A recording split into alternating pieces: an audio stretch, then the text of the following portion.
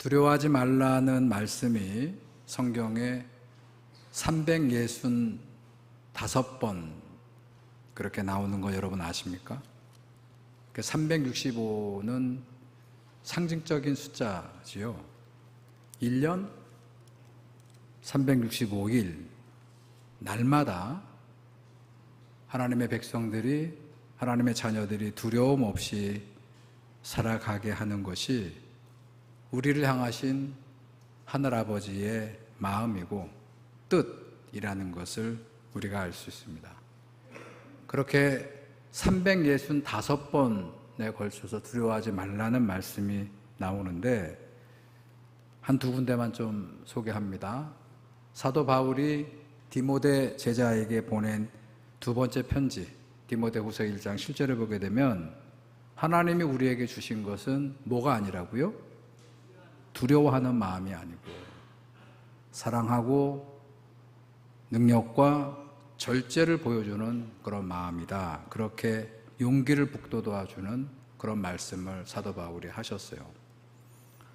시편의 말씀 3편 6절에 보게 되면 사도 바울이 지금 자기를 죽이려고 하는 많은 사울의 군대들 앞에 처음에는 위축돼서 도망갔다가 다시 그 영을 회복하고 하나님 앞에 찬양하는 노래인데요. 1000만이 나를 애워싸 진친다 하여도 3만 명이 아니라 3만 명의 암살조가 사울왕의 명을 받고 죽이려고 했는데 3만 명이 아니라 1000만 명이 진을 치고 나를 대적한다 해도 어떻게 한다고요? 이제 두렵지 않습니다. 왜? 여호와가 나와 함께 하시기 때문에. 객기를 부리며 살라는 말씀이 아니에요. 엉뚱하게 잘못 믿어가지고 하나님 믿는다고 하면서 객기를 부리는 사람들이 많이 있는데 객기 부리며 살라는 말씀이 아니라 지혜롭고 손해보고 미덕을 갖추고 그렇게 끊임없이 겸손한 마음으로 살아가라 하는 말씀으로 저는 이 말씀을 해석합니다. 하지만 우리가 살아가는 현실은 하나님의 바람과는 다르게 우리를 두렵게 하는 것들로 가득합니다. 저도 지금 두려움이 있어요. 여러 가지가 있습니다, 마음속에. 여러분들은 지금 어떤 두려움을 가지고 있습니까? 나를 두렵게 하는 게 있지요. 나를 걱정하고 염려케 하는 일들이 있는데 어떤 거예요? 가만히 보면 사람들은 숫자를 두려워합니다. 숫자. 1, 2, 3, 4, 5, 6, 7, 8 이 숫자를 사람들은 두려워해요.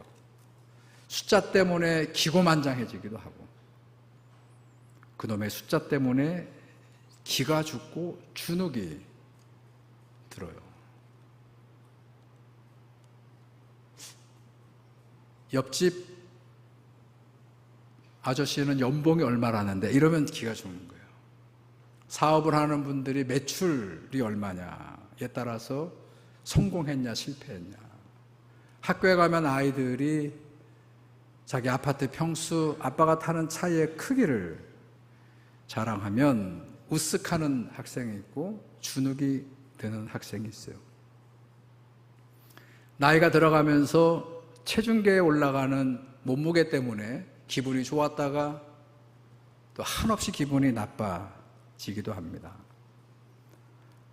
여러분 학교 다닐 때 여러분들의 자녀들은 몇 등급을 받았나요? 학교 다닐 때 우리의 자녀들이 몇 등급을 받느냐에 따라서 천국을 살기도 하고 지옥을 오가기도 합니다. 이렇게 사람들은 숫자 때문에 울고 숫자 때문에 우는 일이 허다합니다. 지금 윤석열 대통령이 전 대통령이죠. 윤석열 전 대통령이 이제 특검을 받는데 비상계엄을 했던 거를 제가 어느 자료를 설교를 준비하다 봤는데 그래서 본문에는 다음 주에 나가는 본문에는 없어요. 설교 내용에는 없어요. 제가 끝나고 나서 이제 체크업을 했는데 작년 12월 3일 날 비상계엄을 느닷없이 밤 9시 40분인가 45분인가 했잖아요. 근데 어떤 일이 벌어졌냐면 우리나라 암호화폐 거래소가 있는데 빗썸과 업비트라고 하는 암호화폐 거래소에 당시 비트코인 가격이 1억 3천만 원을 달리고 있었는데 그 1억 3천만 원을 달릴 때까지 많은 사람들이 지난 몇 년 동안 조금씩 모아서 고기를 이제 가고 있는데 당일날 갑자기 축축축 떨어져서 8천만 원까지 순식간에 한 10분 15분 만에 막 떨어지는 거예요. 그러니까 1억 3천이 갑자기 1억 1천이 되고 1억이 되고 9천만 원이 되고 이렇게 뚝뚝 떨어지니까 사람들이 어떻게 했냐면 패닉셀을 했어요. 처음에는 이게 뭐지? 하다가 시간이 지나도 계속 떨어지니까 어떻게 된 거예요? 공포에 다 갖다 팔아 버렸다는 거예요. 근데 비트코인은 그래도 좀 나아요. 다른 것들은 70% 80% 폭락을 해서 근데 외국에서 보는 그 비트코인 시장은 아무 일이 벌어지지 않는데 이 김치 코인이라고 하는 이 빗썸과 업비트라고 그러더라고요. 업비트에 있는 이 코인들이 그냥 무작정 사고가 났다는 얘기죠. 근데 그게 알고 보니까 계엄을 느닷없이 선포해서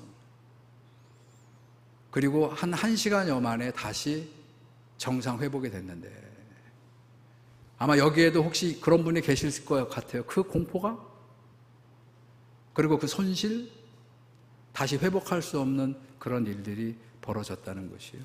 저는 그 글을 읽으면서 당사자의 심정을 다는 모르겠지만 그때 얼마나 공포스러웠을까를 생각해 봅니다.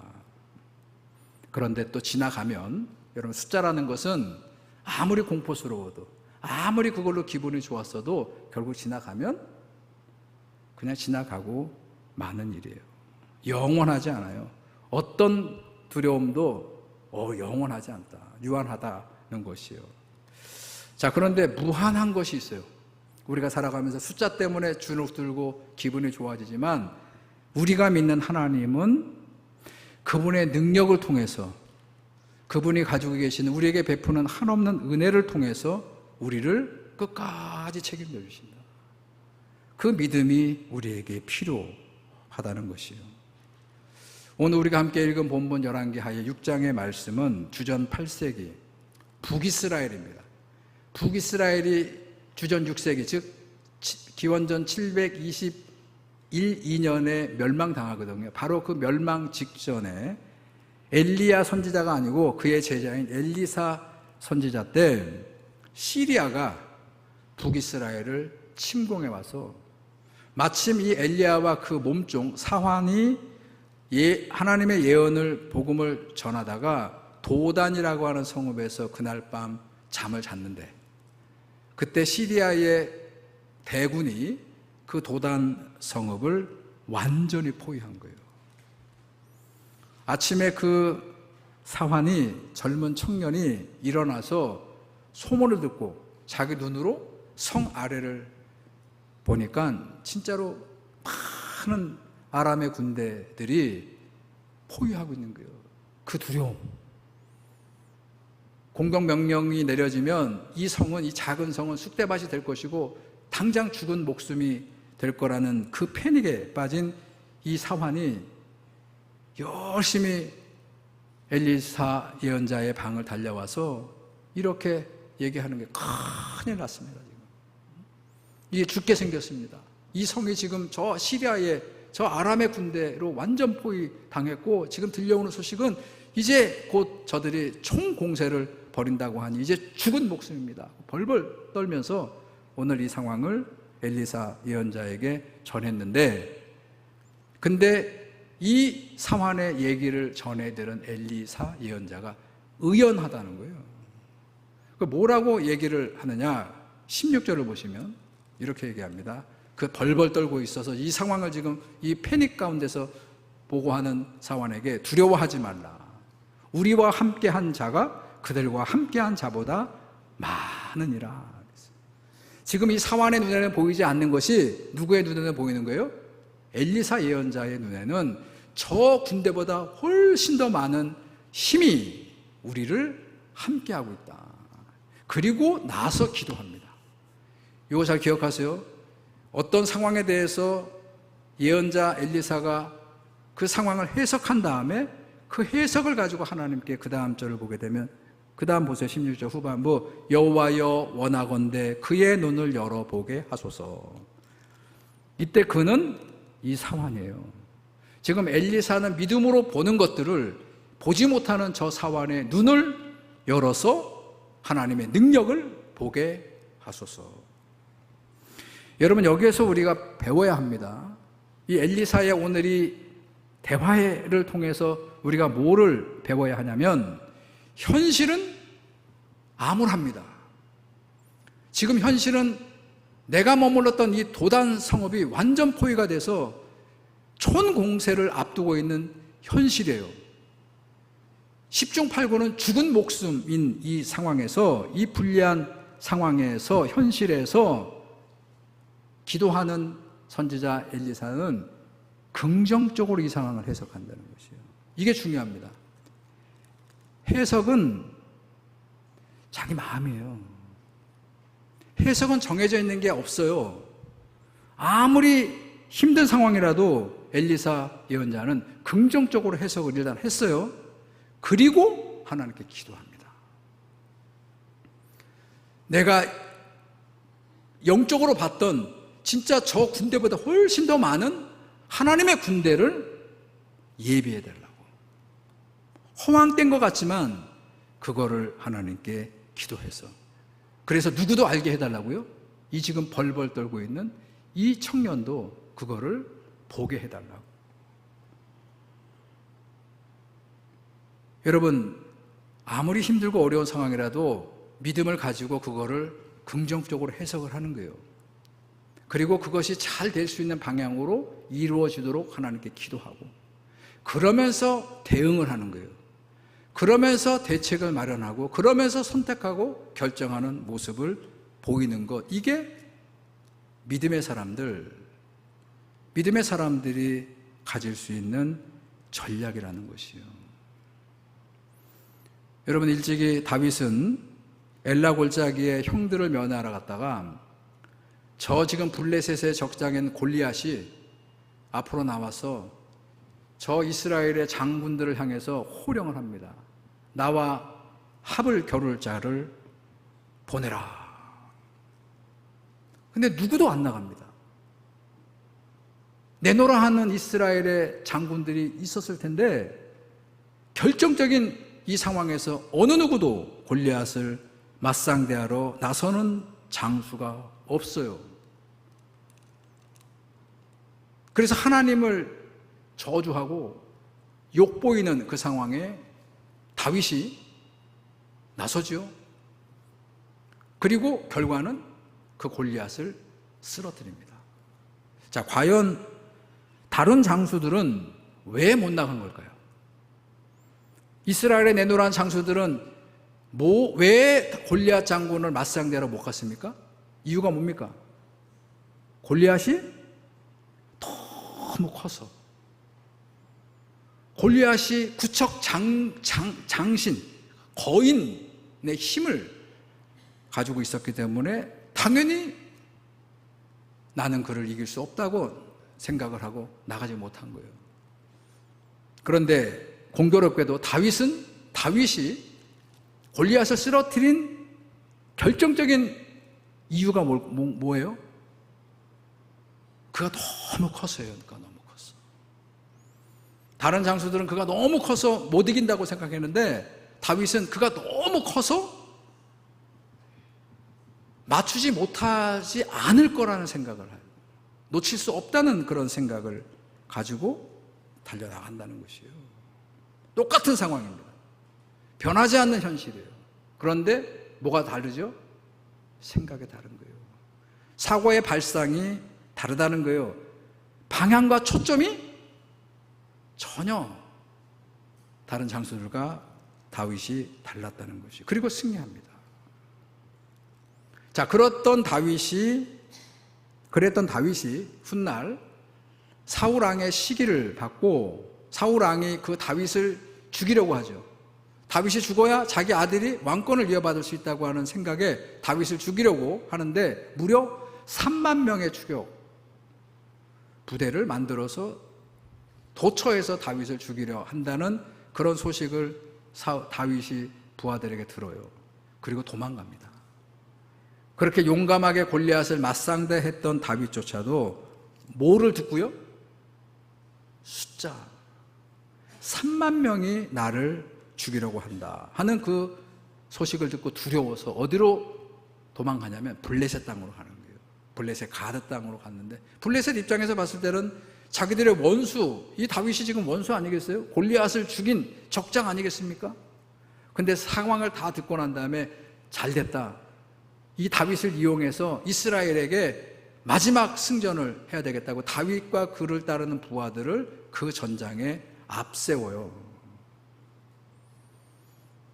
자, 그러니까 3만 명의 암살조 때문에 두려워서 블레셋으로 도망갔던 다윗이 블레셋에서 온갖 수모를 당합니다. 그리고 다시 정신이 번쩍 든 다윗이 그 블레셋 땅을 떠나서 자기의 부하들 400명을 데리고 돌아올 때 그때 다윗이 하나님께 고백했던 고백이 시편 56편이에요. 자, 시편 56편에 한 두 절만 있습니다. 3절과 4절. 내가 두려워하는 날에는 내가 주를 의지하리이다. 그러지 않았어요. 내가 3만 명의 암살조 얘기를 들었을 때 두려워서 그때 하나님을 의지하지 않고 어디로 왔다고요? 블레셋으로 왔었는데 거기에 살 길이 있을 거라고 생각을 했는데 거기서 온갖 수치를 당하고 그래서 깨달은 거예요. 내가 두려워하는 날에는 이제 누구를 의지하겠다고요? 여호와를 의지하겠다.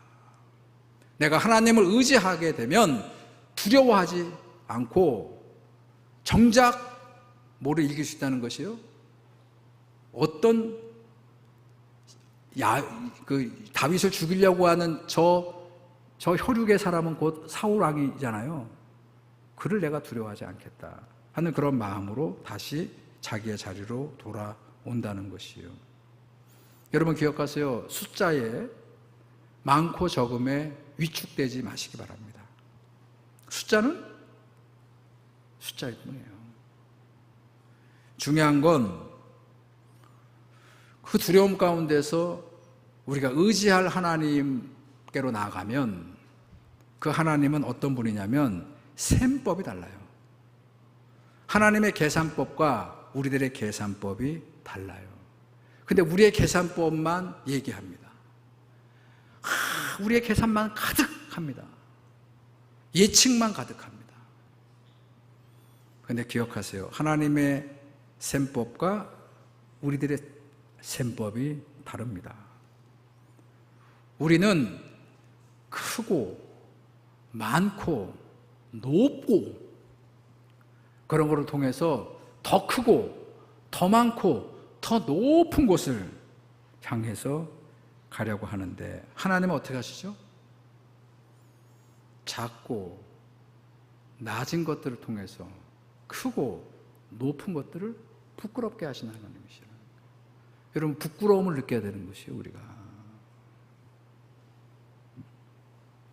여러분 다윗이 골리앗을 쓰러뜨릴 때 그 구척장신 거인을 그 자이언트를 쓰러뜨릴 때 하나님이 그와 함께 했을 때 물맷돌 5개면 충분했다는 얘기예요. 사울왕에 쓰여졌던 모든 무장은 다 필요 없는 거예요. 뭐면 되는 거예요? 돌멩이 5개면 충분한 거예요. 사사시대를 보게 되면 미디안의 대군 13만 5천 명이 이스라엘을 쳐들어옵니다. 그때 기드온이라고 하는 사사가 온 전국에 방을 붙였어요. 그랬더니 수만 명의 이스라엘 젊은이들이 나라를 구하겠다고 몰려들었는데 그런데 정작 하나님은 기드온을 통해서 몇 명이면 충분한 거예요? 300명이면 충분한 거예요. 300명. 예수님이 벳세다 들녘에서 주의 복음, 하나님 나라의 복음을 전할 때 많은 사람들이, 헐벗은 사람들이 와서 주님의 말씀으로 듣고 은혜 받고 충만해서 몇 날 며칠을 함께 주님과 있는데 그들을 먹일 길이 없는 거예요. 먹일 길이. 그런데 사실 수만 명이죠. 장정만 5천 명이니까. 그 수만 명의 그 배고리 하고 있는 사람들을 충분히 먹이고도 남는 건 몇 개면 좋겠다고요? 물고기 2마리하고 떡 5덩이면 충분했다는 것이에요. 다윗의 친구, 지금 우리가 수요일날 성경 말씀을 제가 전하고 있는데 다윗이 다윗 댁에 했던 데는 요나단이라는 친구가 있었다 그러죠. 자, 그 요나단이 블레셋과 전쟁을 나가면서 그가 했던 말이 있습니다. 사무엘상 14장 16절에 보게 되면 이 얘기는 같이 한번 읽습니다. 시작. 여호와의 구원은 사람이 많고 적음에 달리지 아니하였느니라. 우리는 많아야 이길 수 있다. 그 싸움을 우리의 싸움으로 끌고 가려고 합니다. 자꾸. 우리가 싸워서는 안 돼요. 이기지도 못하고 이길 수가 없습니다. 저 세상을 어떻게 이깁니까? 우리가 한번 해보겠다고 계약자를 만났는데 그 계약자가 사기꾼이었다는 얘기예요. 어제 뉴스에 나왔어요. 부천에서 전세 사기단을 했던 사람이 15년형을 받았어요. 우리하고 계약을 했던 사람들이 전세 사기단인데 우리가 고용했던 이하늘 변호사하고 저하고 지금도 연락하거든요. 이하늘 변호사는 그들을 지금 우리 사기친 사람들을 20년형을 먹이려고 그래요. 지금 그건 액수예요. 액수. 지금도 아직 끝나지 않은데 최소한 15년은 받아놨고 그거를 20년. 왜냐하면 전세 사기뿐만 아니라 우리같이 이렇게 건물들을 그 건물 몇 채가 넘어갔다는 거예요. 우리가 아무리 계획하고 하나님께 예배하지 않고 다 된 것 같고 완벽한 것 같아도 어떻게 됐다고요? 그 선세 사기단의 소나기에서 놀아난 것밖에 없다는 것이에요.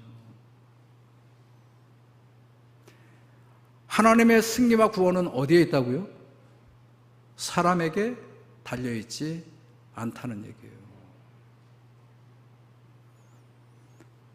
열왕기하의 말씀, 엘리야와 엘리사 이야기가 열왕기하에 나오는데 그 말씀을 자세히 읽어보면 거기에 이 두 엘리사와 엘리야와 엘리사 예언자를 부를 때 사람들이 하나님의 사람이라고 반복해서 부릅니다. 본문이 그렇게 되어 있어요. 오늘 본문에도 여러분 함께 우리가 읽었는데 15절 보세요. 엘리야의 사환이 일찍 일어나 이렇게 얘기하지 않고 뭐라고 되어 있습니까? 하나님의 사람의 사환이, 여러분 그 열왕기하 6장만 읽어보세요. 앞에 계속 엘리야를 향해서 하나님의 사람이라고 하는 호칭을 붙이고 있다는 것이에요. 뭘까요? 엘리사는 무엇을 결정하든지 무엇을 선택하든지 어떤 일을 하든지 뭐를 염두에 두냐면 이게 하나님이 원하시는 일인가, 이게 공의로운 하나님의 뜻에 맞게 의로운 방법인가, 나한테 손해가 된다 할지라도 내가 이 이야기를 예언하면 많은 사람들이 듣기 싫어할 거예요. 북이스라엘 백성들은 타락했기 때문에, 영적으로 지금 우상을 섬기기 때문에 하나님의 예언을 갖다 전하면 듣기 싫어할 거란 말이에요.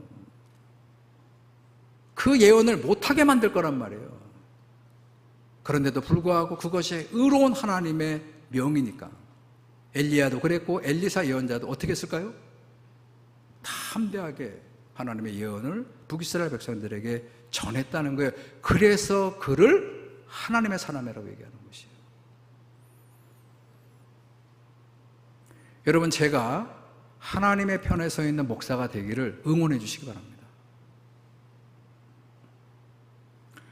시편 118편 6절에 보게 되면 이런 말씀이 있어요. 여호와는 내 편이시라. 내가 두려워하지 아니하리니 사람이 내게 어찌할까. 이거 잘 읽으셔야 돼요. 독법이 잘 해석해야 돼요. 어떻게 하냐면 어떻게 읽으셔야 돼요. 내가 두려워하지 않을 것은 우리가 결코 두려운 상황에서 두려워하지 않을 것은 여호와가 내 편이시기 때문에 그렇습니다. 그러면 같은 편이면 어때야 되지요? 같은 편은 어떻게 될 때 같은 편이 됩니까?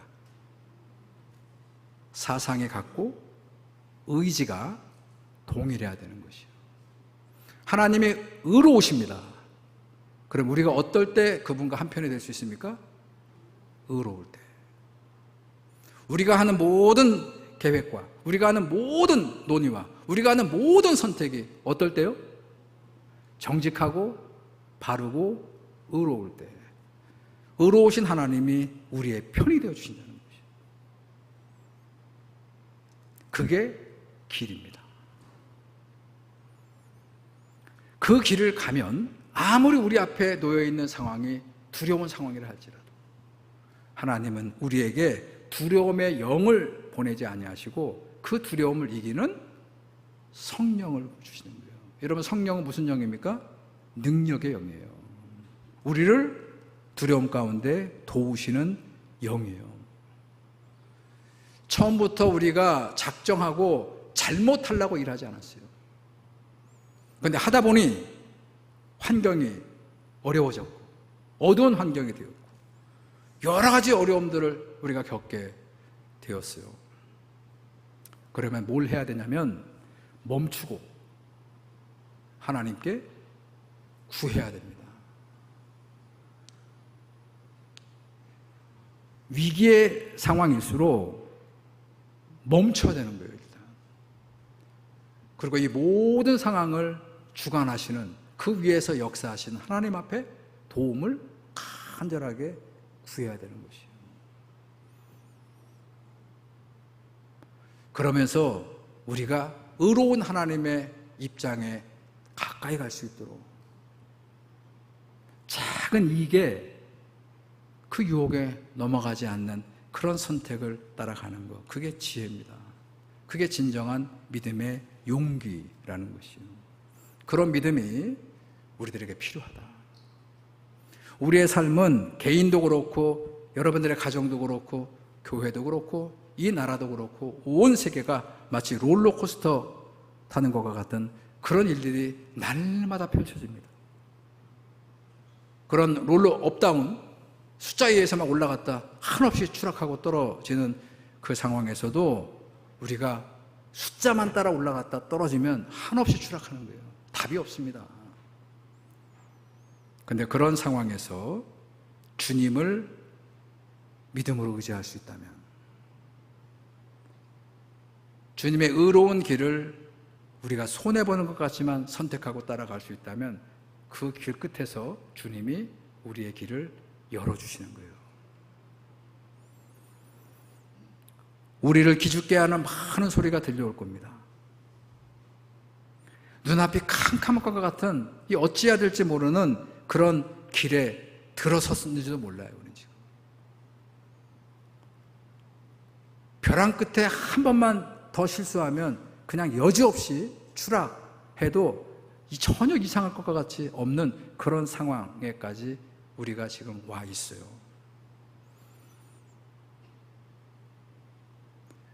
뭐가 필요합니까? 이 상황에서 지금도 전략이 필요합니까? 지금도 전략이 필요하냐고요. 오로지 하나님의 도움을 구하는 것밖에 없어요. 그래서 그분이 우리와 함께 해주시기를 여러분 기도하셔야 되는 것이에요. 두려워하지 마시고, 두려워한다고 해서 걱정하지 마시고, 걱정한다고 해서 해결되는 일이 아니에요. 두려울수록, 걱정될수록 제발 하지 말아야 될 것, 남 탓하지 마시고, 누구 탓 아닙니다. 다 여러분들 우리 탓이죠. 위기의 상황에서 남 탓하면 망조가 든 거예요. 그러면 위기의 상황일수록 내 탓이라고 생각을 하고 제발 좀 반성하시고, 그리고 누구한테 맡기냐고요? 하나님께. 그러면 어디에서 와서 해야 됩니까? 예배하는 자리와 기도하는 자리에서 승부를 보시기 바랍니다. 우리 교회 나름대로 중직자, 무거울 중자를 쓰고 있는 분들 견장만 차고 있지 마시고 새벽이 되었던 평일이 되었던 주님의 전에 나와서 우리 교회가 처해 있는 모든 문제를 아뢰고 우리는 부족하오니 의로우신 주님께서 우리 교회를 책임져 주시고 이 모든 어려움들을 이겨가게 해달라고, 그렇게 성령께서 우리 교회와 함께 해달라고 기도하시는 저와 여러분들이 되기를 주님의 이름으로 축원합니다.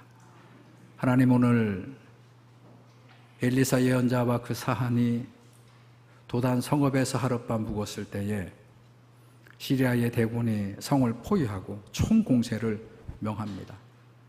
두려움 가운데 있는 사환이 보고할 때 하나님의 사람 엘리야는 그 두려움에 처해 있는 사람들이 보지 못했던 것들을 보고 저들의 눈이 열려져서 하나님의 능력을 보게 하시고 또 거꾸로 저 악인들의 눈을 감겨서 그래서 아무것도 보지 못하게 해달라는 이 기도가 우리들의 기도가 되게 하여 주시옵소서. 우리는 할 수 없지만 우리와 함께 하시는 하나님의 능력은 이 모든 것들을 해결해 가실 수 있음을 믿습니다. 나서지 않게 하시고 하나님께 온전히 맡기고 기도하는 우리 모두가 되게 하여 주옵소서. 예수님의 이름으로 기도드렸습니다. 아멘. 우리 다 같이